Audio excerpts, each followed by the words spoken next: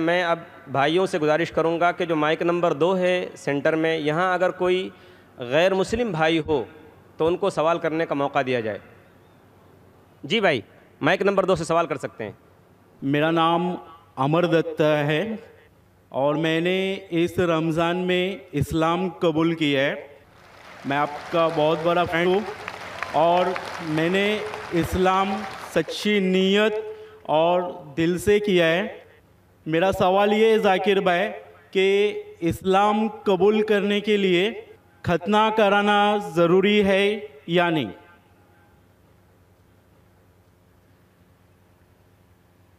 بھائی صاحب ماشاءاللہ، اس رمضان میں اللہ نے ہدایت دی انہیں اور امن کا مذہب قبول فرمایا۔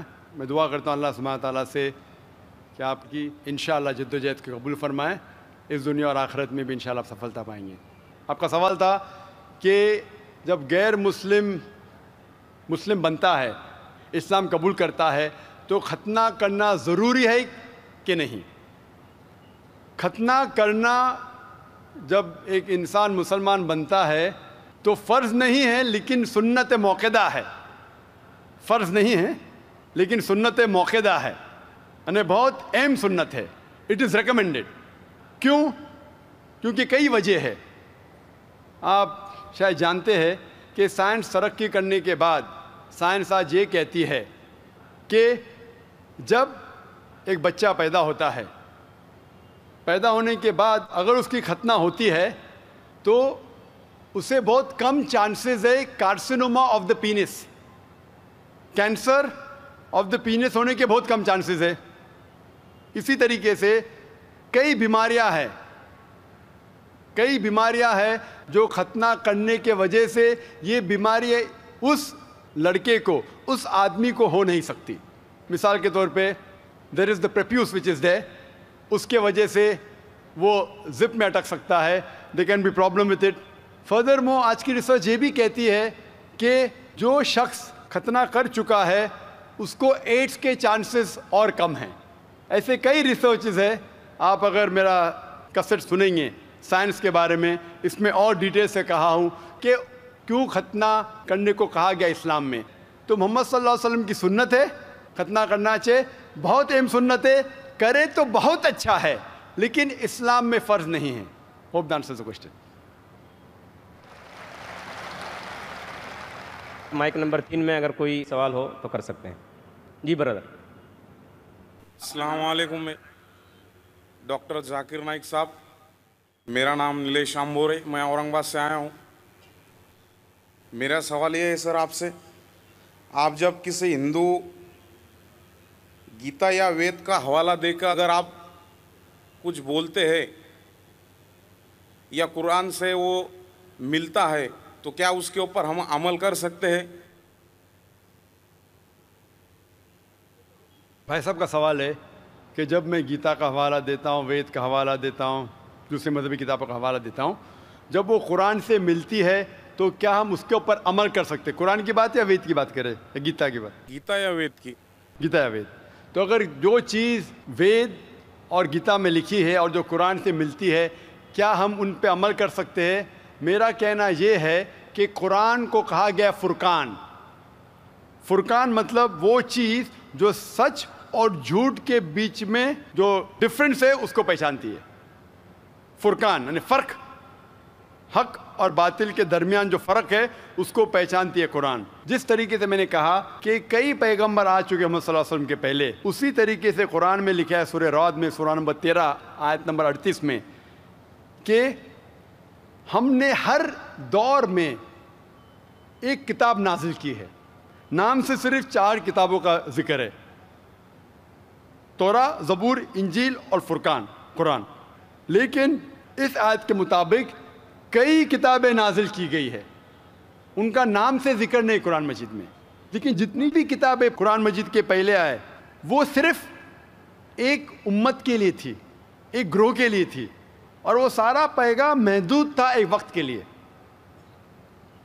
اسی لیے اللہ سبحانہ و تعالیٰ نے، خدا نے یہ ساری کتابوں کو محفوظ رکھنے کے لیے صحیح نہیں سمجھا، کیونکہ یہ محدود تھی اس وقت کے لیے۔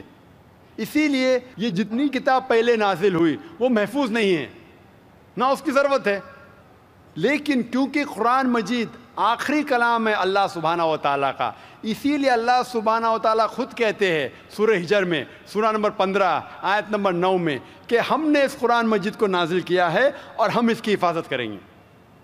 تو جتنے پہلے کتابیں آئے ان کے اندر ملاوٹ ہو چکی ہے، جس طریقے سے اللہ تعالیٰ فرماتے قرآن مجید نے سورہ بقرہ میں سورہ نمبر 2 آیت نمبر 79 میں فَوَيْلٌ لِّلَّذِينَ يَكْتُبُونَ الْكِتَابَ بِأَيْدِيهِمْ ثُمَّ يَقُولُونَ هَٰذَا مِنْ عِندِ اللَّهِ لِيَشْتَرُوا بِهِ ثَمَنًا قَلِيلًا فَوَيْلٌ لَّهُم مِّمَّا كَتَبَتْ أَيْدِيهِمْ وَوَيْلٌ لَّهُم مِّمَّا يَكْسِبُونَ۔ لعنت ہے ان لوگوں پہ جو لوگ کتاب اپنے ہاتھ سے لکھتے ہیں اور کہتے ہیں یہ خدا کی طرف سے ہے، لعنت ہے ان لوگوں پہ جو کماتے ہیں، لعنت ہے ان لوگوں پہ جو لکھتے ہیں۔ تو اس سے یہ ظاہر ہوتا ہے کہ جتنے پہلے کتابیں آئے ان میں ملاوٹ ہو چکی ہے۔ یہ قرآن آخری کلام ہے اور کوئی بھی چاہے تو اس کو تبدیل کر ہی نہیں سکتا، خدا خود اللہ سبحانہ وتعالیٰ خود اس کی حفاظت کریں گے۔ اسی لیے آج جب میں مطالعہ کرتا ہوں قرآن اور دیگر مذہبی کتابوں کا، اگر یہ میچ ہوتا ہے، اگر یکساں ہے، جو چیز قرآن اور بھگوت گیتا میں یکساں ہے، مجھے کوئی بھی گلا شکوہ نہیں ہے ماننے کے لیے کہ یہ پورشن، یہ شلوک خدا کی طرف سے ہے۔ لیکن اگر قرآن سے نہیں ملتا ہے تو میں کہوں گا کہ ہو سکتا ہے، ہو سکتا نہیں، لیکن قرآن کے خلاف ہے تو میں کہہ سکتا ہوں کہ یہ خدا کا کلام ہے نہیں۔ اسی لیے جو کلام قرآن سے ملتا ہے، چاہے وہ شلوک ہو یا منترا ہو، وید کا ہو، اپنشد کا ہو یا گیتا کا ہو، یا چاہے دھما پٹ کا ہو، اویستا کا ہو، دساتیر کا ہو، چاہے اولڈ ٹیسٹمنٹ کا ہو، نیو ٹیسٹمنٹ کا ہو، جو بھی چیز قرآن سے ملتی ہے، ہم مسلمانوں کو کوئی گلا شکوہ نہیں ماننے کے لیے کہ یہ بھاگ خدا کی طرف سے ہے۔ اسی لیے میں یکسانیت کے بارے میں ذکر کرتا ہوں۔ تو آپ کے لیے بھی میں کہتا ہوں کہ جو اختلاف کی بات ہے اسے چھوڑ دو، جو یکسانیت کی باتیں ہیں، جو آپ کے کتاب میں لکھا ہے، ویدا میں لکھا ہے، پرانا میں لکھا ہے کہ آخری پیغمبر محمد صلی اللہ علیہ وسلم میں، تو آپ کے لیے فرض ہے کہ آپ بھی اس آخری پیغمبر میں مانیں۔ تو آپ آخری پیغمبر میں مانتے؟ ہاں آپ کی وید میں مانتے؟ ہو مانتے ہیں نا، آپ پرانا میں مانتے ہیں؟ ہو مانتے۔ تو میرے تقریر میں نے اتنے بار کہا اور اتنے حوالے دیا کہ آپ کی مذہبی کتابوں میں لکھا ہے کہ محمد صلی اللہ علیہ وسلم انتم رشی ہے۔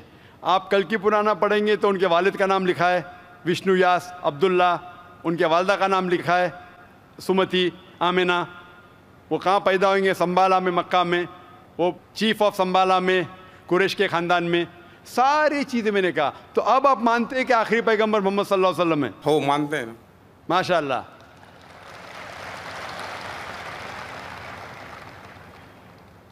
تو آپ مانتے ہیں کہ خدا ایک ہے؟ ہو بالکل۔ آپ مانتے ہیں خدا کی کوئی بھی پرتیما نہیں ہے بے شک۔ اور صرف خدا کی عبادت کرنا چاہیے؟ صحیح۔ تو آپ یہ مانتے ہیں کہ خدا ایک ہے اور محمد صلی اللہ علیہ وسلم آخری پیغمبر ہے؟ ہو۔ تو جو شخص اس بات کو مانتا ہے کہ خدا ایک ہے اور محمد صلی اللہ علیہ وسلم اس کے آخری پیغمبر ہے، تو اسے ہم کہتے ہیں عربی میں مسلم، یعنی وہ شخص جو امن حاصل کرتا ہے اپنے خواہش اللہ کے احکامات کے مطابق۔ تو آپ مانتے اللہ ایک ہے اور محمد صلی اللہ علیہ وسلم آخری پیغمبر ہے؟ ہو مانتے۔ تو آپ چاہتے کہ اسلام قبول کرے؟ لا الہ الا اللہ محمد رسول اللہ۔ ماشاء اللہ، ماشاء اللہ، ماشاء اللہ، سبحان اللہ۔ آپ صرف زبان سے کہہ دیے کہ اللہ ایک ہے، اس کے علاوہ کوئی معبود نہیں عبادت کے لائق، اور محمد صلی اللہ علیہ وسلم آخری پیغمبر، آپ مسلمان ہیں۔ جس طریقے سے آپ نے سوال کیا مجھے شک ہو رہا تھا کہ ماشاء اللہ آپ مومن ہیں، اور میں دعا کرتا ہوں اللہ سبحانہ تعالیٰ سے کہ آپ کو انشاءاللہ اس دنیا اور آخرت میں سفلتا دے۔